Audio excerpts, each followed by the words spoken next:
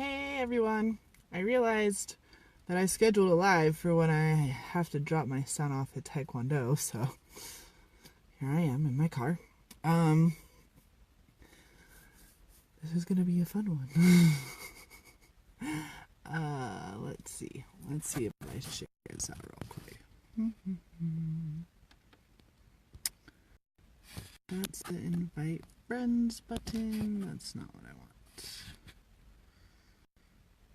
No. Say hi. Pop on. This is gonna be a fun one. Real fun. Everyone say hi so I know who's watching. I'm really sorry if I have to go like this to read, because I'm not wearing my glasses and it's dark outside. I am sure you all are really looking forward to this one. This is gonna be, just some slice me open, raw, vulnerable truth for y'all. So, the really funny thing about this story is that apparently my husband didn't have any idea about any of this until he saw my post earlier saying that this is what I was going to talk about. And he's all like, oh, you were going to cheat on me? I never knew that. I was like, we spent like 5 years in therapy together. I don't know how you didn't know that. Let's see who's on. Miranda, hey girl.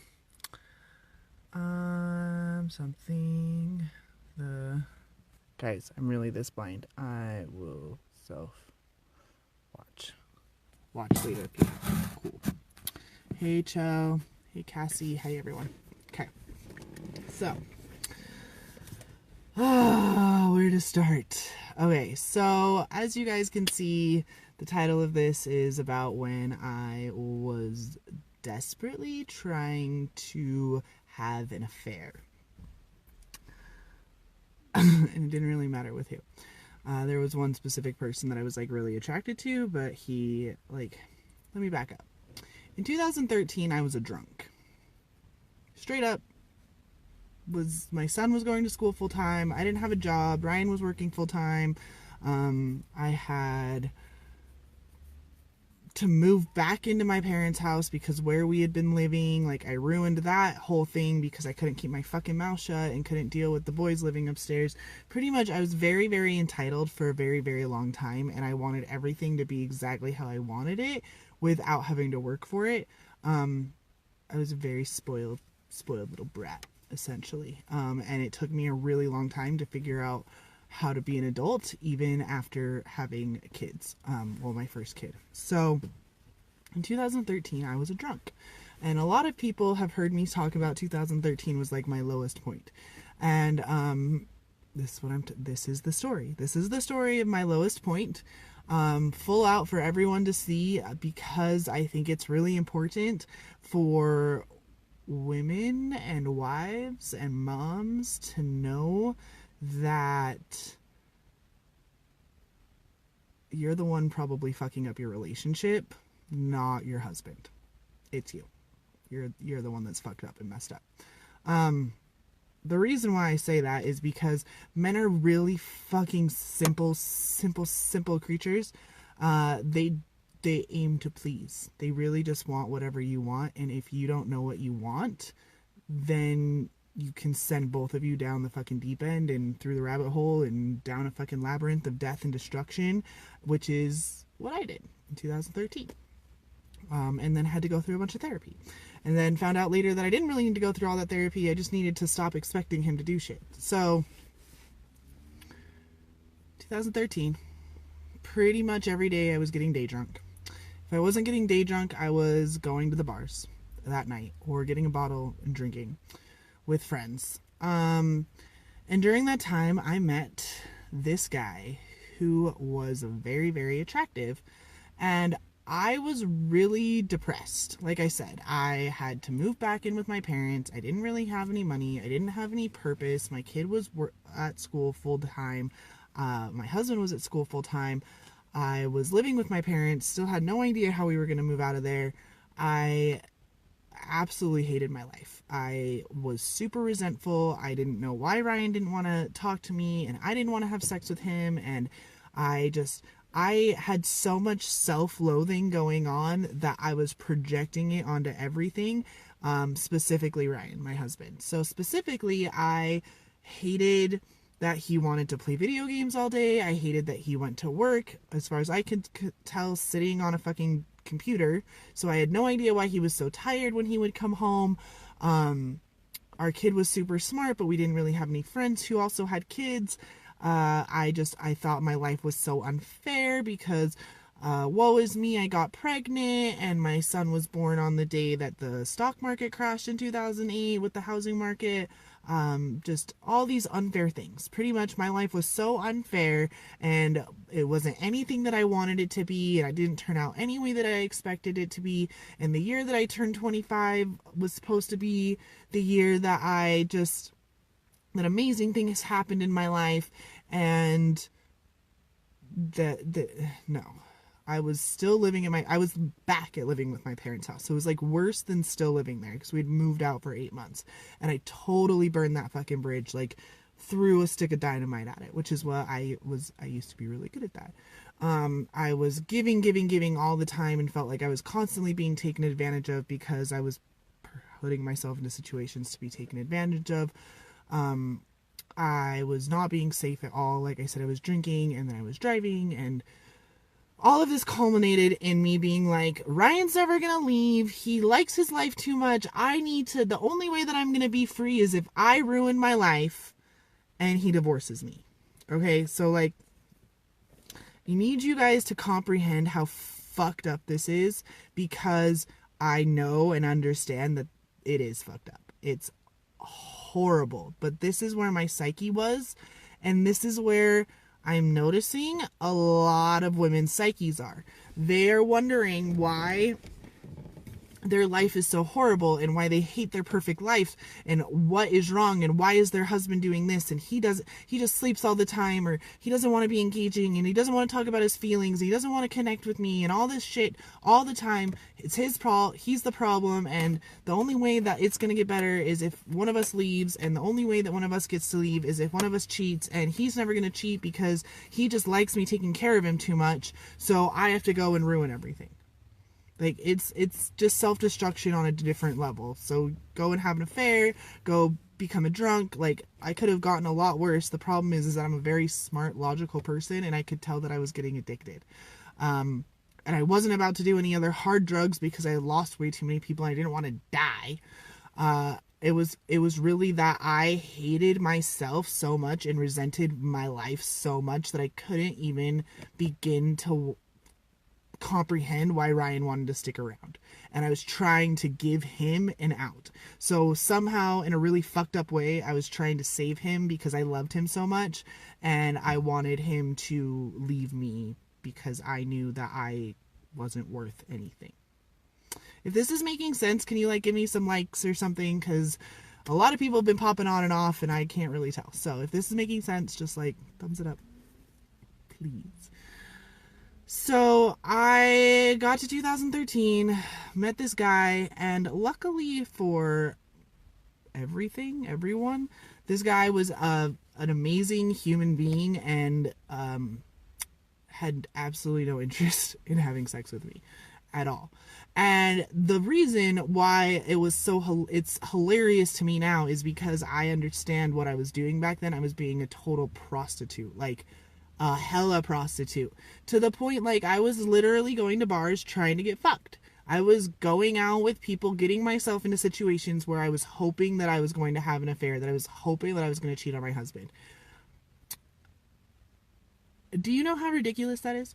I am a married person, so that's ridiculous. But also, I have my wedding ring is tattooed onto me, okay?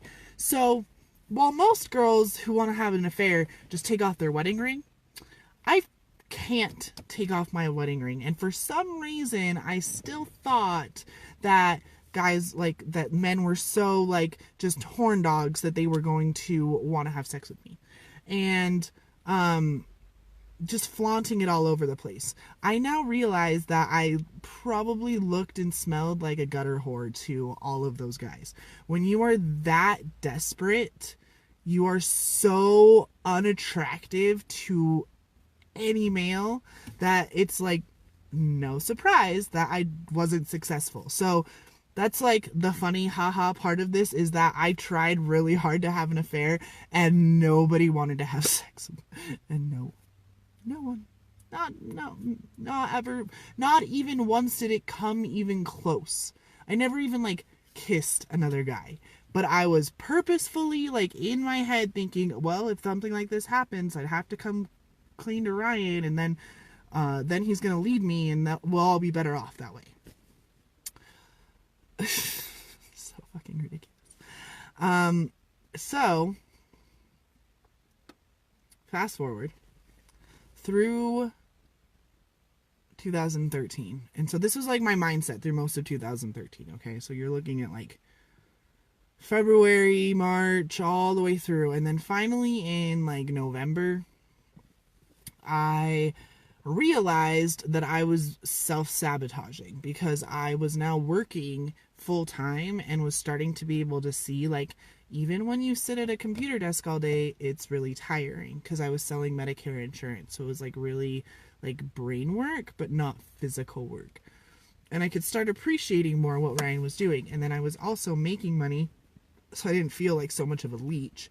And I was going to work, so I didn't feel like so much of a lazy ass. So I started just by alleviating that one thing. Just going back to work for me at the time was the one thing that I could do to make myself feel better. Once I realized that I was like on a quick trip to rehab. Like, I didn't actually go to rehab, but I like one day realized that like, I think I actually drove home and didn't remember driving home. And that next day was all like, I'm fucking lucky as shit that I've never gotten a DUI, that I've never crashed into anyone, that like nothing bad has ever happened.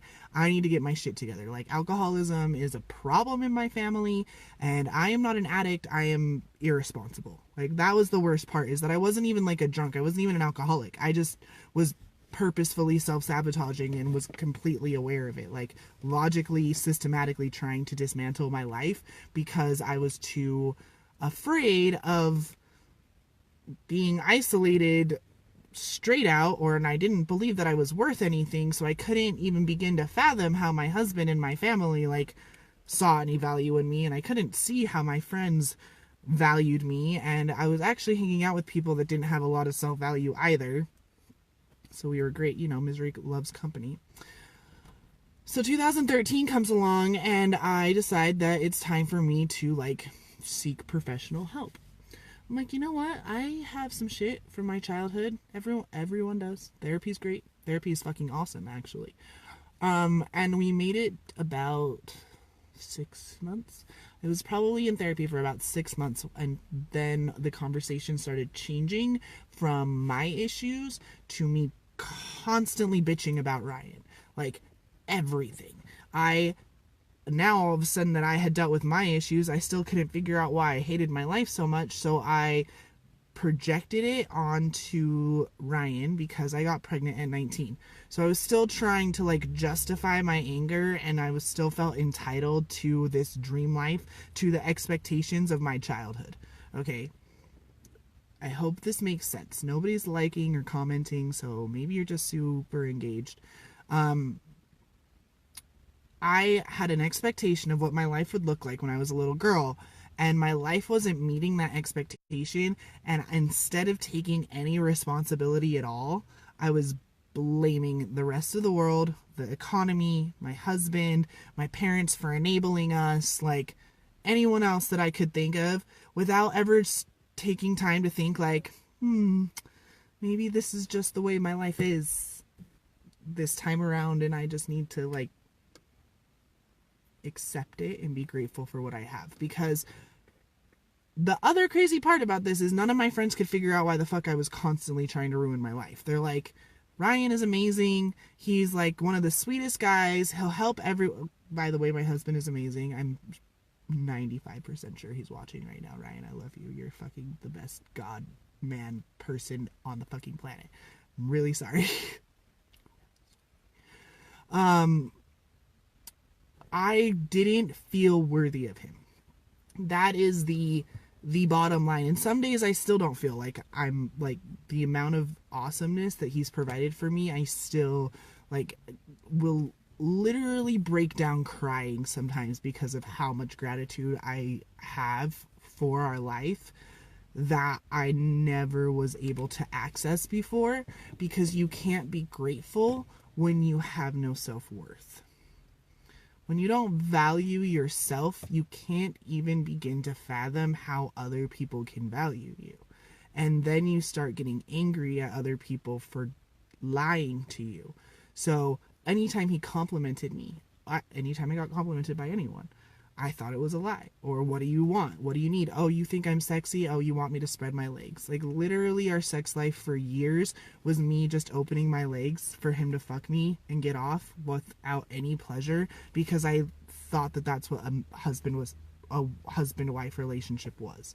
I thought that my job was to just please him, and I couldn't understand why he wanted to have sex with me, because I was so gross and so like fat and had all this extra skin and had this like flame belly and just all of my body image issues that I had. I had the scars from my breast reduction, just couldn't, like, ew. I didn't want to have sex with me. How could you want to have sex? Like,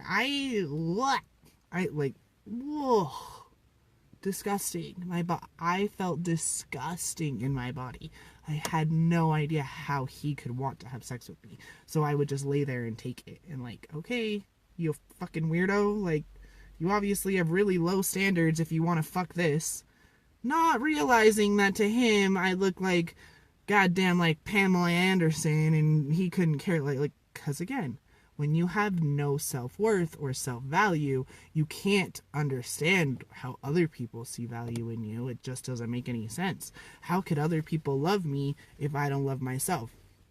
And I know that sounds so like Hallmark poster cardy, but it's true. You can, and it's the reverse, right? So for me, I'd be like, I love my husband and I love my family, and that's what I would say, but really I didn't. I resented all of it because it wasn't what I wanted it to be. It wasn't getting my college degree and then finding a boyfriend living outside of Utah and then dating for a little while and then getting engaged and then having this big giant wedding and then buying a house and living together for a few years and then having kids. When we were like, in my brain, in my like grand design for my life, circa 8-year-old Karen, I am not like having children until right now, instead of being done having 3 kids and just celebrating my 10-year wedding anniversary. So, trying to think. So when I say that I realized that I was the problem, that's when I went to therapy, right? So I owned that piece, like, I have to go to therapy.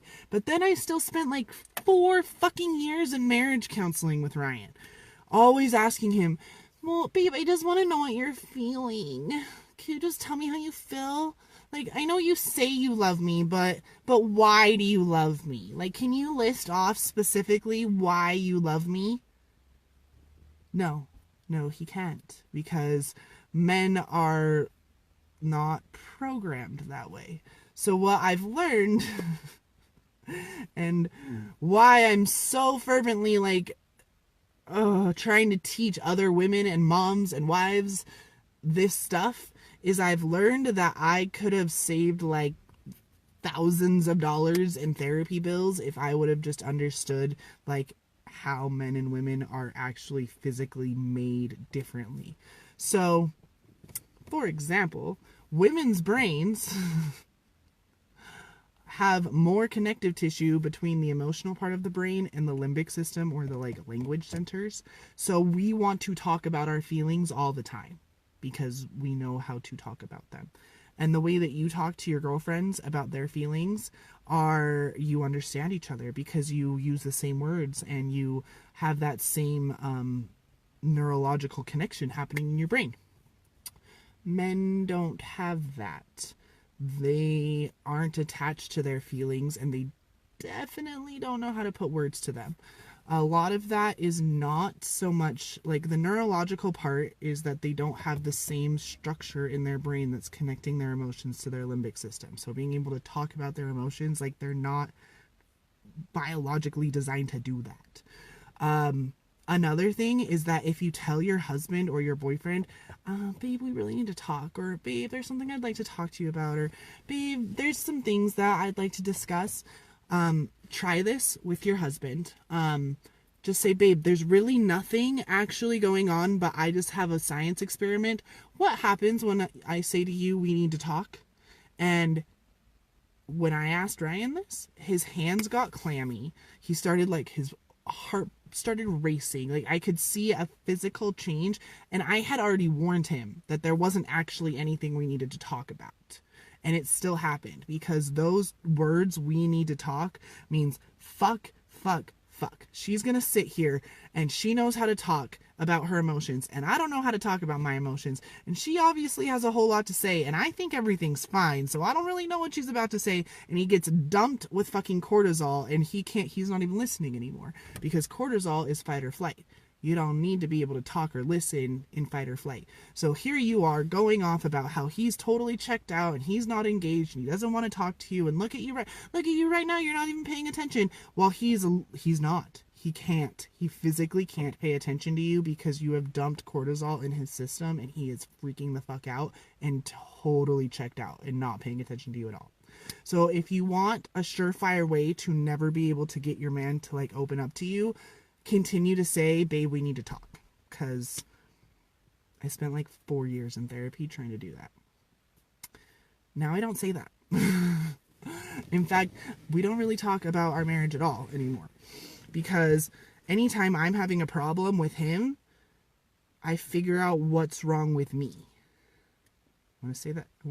For those of you in the back, whenever I'm annoyed or triggered or irritated or pissed off or something happens that I start to blame him, I stop and think, what's wrong with me?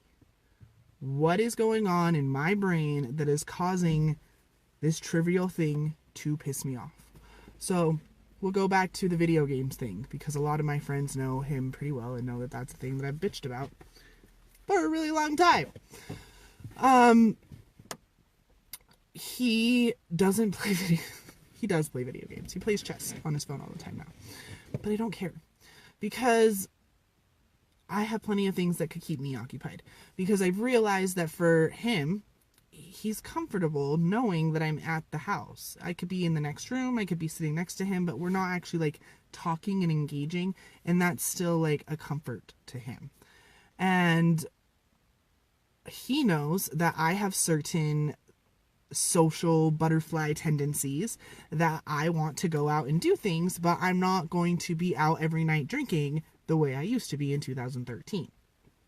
Because I can't, first of all, I can't drink the way I used to, and I don't like to drink the way that I used to. It's just gross, and hangovers are disgusting, and I'd much rather get stoned all day and not have to deal with it the next day at all. Let's be honest. So, like yesterday, I have a perfect example. Yesterday, I came home from giving a massage, and there was no leftover pizza, and I was fucking angry that there was no leftover pizza. I'm vegan or like 90% plant-based, so there is absolutely no reason why Ryan would think I would want the leftover greasy ass Domino's pizza that I had ordered. But I was lividly angry that there wasn't any left, and was mad at him and was like, yeah, because your friend came over and blah blah blah. And then like 10 minutes later, I'm like making myself some oatmeal, and I'm like, I was really bitchy. I was actually just really hangry and had no reason to want that pizza. I probably would have gotten sick, and I definitely had no reason to get mad at him. So I'm just gonna apologize to him and it'll be fine. And that's exactly what happened. I said, babe, I'm sorry, you're right. There's no reason why you should have known that I would want to risk a stomach ache over leftover pizza. I don't even know why I wanted that. I just thought it would be easy, and I didn't think about the fact that your friend was going to be here, so you probably weren't going to have leftovers, and that was really insensitive of me and rude. And then we moved on, and that was like the extent of conversation. We didn't need to like keep going and dig into it and find all these layers and all this hidden meaning, and well, when you do this, it makes me feel... No. Straight up, I was fucking hangry and mean for no reason, and I apologized. Just like that. Or the video games. I can sit there and knit. I have things that I can do. Knowing now that him just being in the house with me makes him feel comfortable. Knowing that statistically, men have better lives, like their quality of life is better, their health is better, less likely to engage in risky behavior. Like being married makes a man's life better. Not just sometimes, always. And he knows this. That's why at the beginning of this I said men are very simple. The only thing they want is to make your dreams come true. The problem is that most women have no fucking idea what they want, because they're living off of expectations they made when they were like 8. Okay? Your husband is not Prince Charming. He is a king. He is a god. He is not Prince Charming.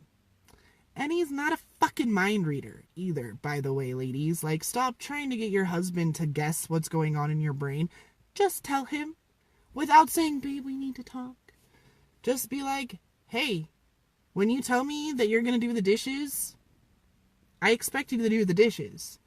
And if you don't do the dishes and I do them, there's no reason for you to think that I'm angry, because I'm not angry. I'm just doing what I wanted, which was to have the dishes be done. And then, here's the kicker, ladies. You don't be angry. No resentment, no anger, no guilt. You're the one that wanted the fucking dishes cleaned. So clean them. Or ask him to do them. Or remind him nicely that he said that he would help you. Let's see, what else? Do you guys have any questions? I'm gonna see if I can read any comments. What? As I drop you. Sorry about that.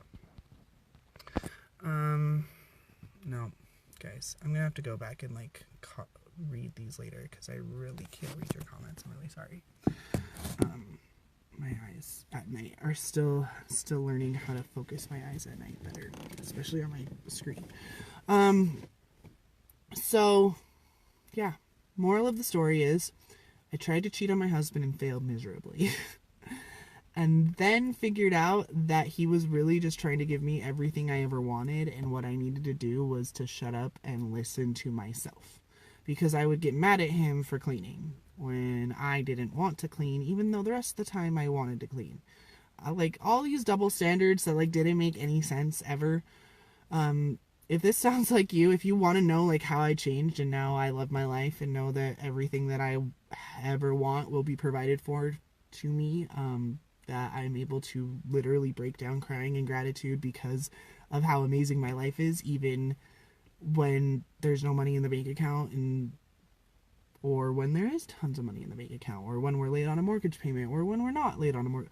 Every second of every day, I realize that my husband just wants to provide for me. He wants my life to be as pleasurable as possible, and I just need to be less like Allie in The Notebook.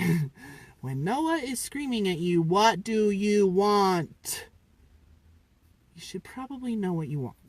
So I want to invite anyone who feels called to reach out to me, PM me, let's talk, let's figure out how we can get you to loving your life. And for everyone watching, a little piece of homework for you is to figure out what it is you want. Out of everything. What do you truly want? Do you want an au pair who comes and helps raise your kids? Do you want a chef? Do you want to never have to do laundry ever again? Do you want your husband to be able to quit his job and be home all the time? What is it that you really, truly want? And don't go to your 8-year-old self. Take stock of right now. Because the past doesn't fucking matter. It just is. That's why it doesn't matter that I came on Facebook and talked for 30 minutes about how I tried to have an affair.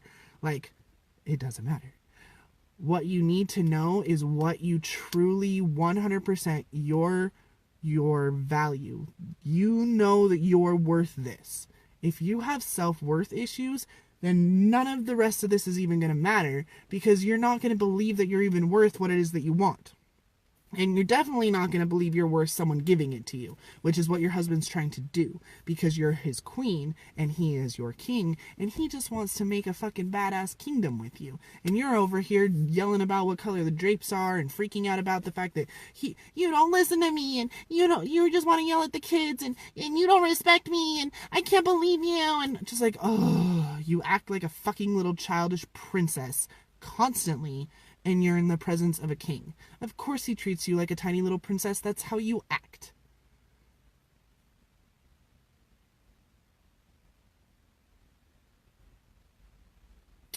Of course he treats you like a princess. That's how you act. If you're ready to step into your queen power and really appreciate and value yourself and know your own worth and realize that all of your dreams are worth coming true, and that you don't need your husband to help you do that, but it's really fun if you have a partner, and then knowing that you hold the power, knowing that his life is worth without you, then your life would be without him. That's a fucking awesome place to be. My life is fucking awesome. Like, I literally could talk to you for a day about how sweet and amazing and fabulous my life is, when 5 years ago I could have talked to you about a day about how shitty my life is. And even 2 years ago, and even last year, I wasn't as bad, but there were still definitely places that I didn't appreciate and didn't understand, because I didn't value myself. Like, there's a reason why I was able to drop 4 dress sizes in 12 weeks, and it has nothing to do with how I ate or going to the gym all the time. It had to do with the fact that I finally felt amazing on the inside and finally felt worthy of an exterior vessel for the world to see. My insides finally match my outsides for the first time ever, in a positive way, because for a long time my insides matched my outsides in a really gross, disgusting way.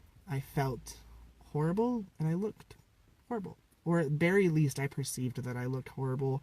So now that I've switched all of that in my own brain, that's why I'm as fucking fabulous as I am now. So, I've been talking for 40 minutes straight in my car, and it's starting to get cold. I will go back and read the comments and reply once I get back to my house. And again, if anyone wants to reach out and talk to me privately, have any questions, comments, concerns, let me know. I love you.